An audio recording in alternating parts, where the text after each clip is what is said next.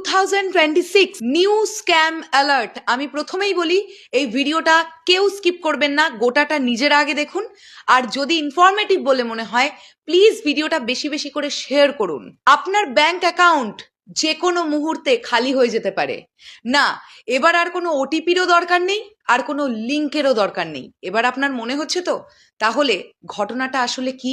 আপনি সাডেনলি দেখতে পারেন আপনার মোবাইলে একটি মেসেজ ঢুকেছে যে আপনার ব্যাংক অ্যাকাউন্টে 2000, 3000 বা 5000 টাকা ক্রেডিটেড হয়েছে। আপনি সাথে সাথে কি করবেন? আপনি আপনার ফোন পে বা গুগল পেটা, আপনার ইউপিআইটা আপনি ওপেন করবেন এবং সেখানে আপনার পিনটা আপনি পুট করে দেখবেন, ব্যালেন্স চেক করবেন যে সত্যি টাকাটা ক্রেডিটেড হয়েছে কিনা।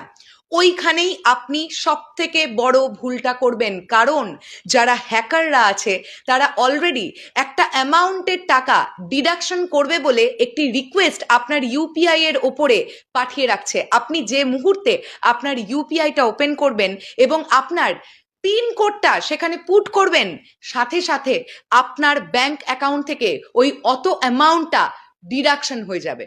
এবার আপনাদের মনে হতে পারে তাহলে আপনারা কি করবেন? এই পুরো ব্যাপারটা থেকে বাঁচার জন্য দুটো উপায় আপনার কাছে আছে। প্রথমত, যদি এরকম কোনো মেসেজ দেখেন যে আপনার ব্যাংক অ্যাকাউন্টে এত টাকা ক্রেডিটেড হয়েছে, আধ ঘন্টা থেকে 40 মিনিটের আগে নিজের ইউপিআইটা ওপেন করবেন না ব্যাংক ব্যালেন্সটা চেক করবার জন্য। এটা প্রথম কথা।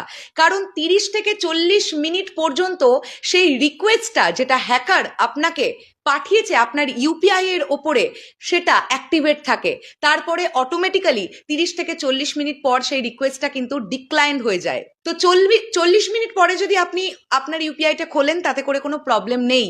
আর দ্বিতীয়, যদি আপনি আপনার ইউপিআইটা খুলেও ফেলেন, সেখানে যে পিনটা আপনি পুট করবেন সেটা একটা ভুলভাল ডিজিট পুট করুন। তাতে করে কি হবে? আপনি ভুল পাসওয়ার্ড বা ভুল পিন দেওয়ার ফলে অটোমেটিক্যালি সেই যে ডিডাকশন রিকোয়েস্টটা সেটা ডিক্লাইন্ড হয়ে যাবে। তো এই ভিডিওটা প্রচুর প্রচুর করে শেয়ার করুন।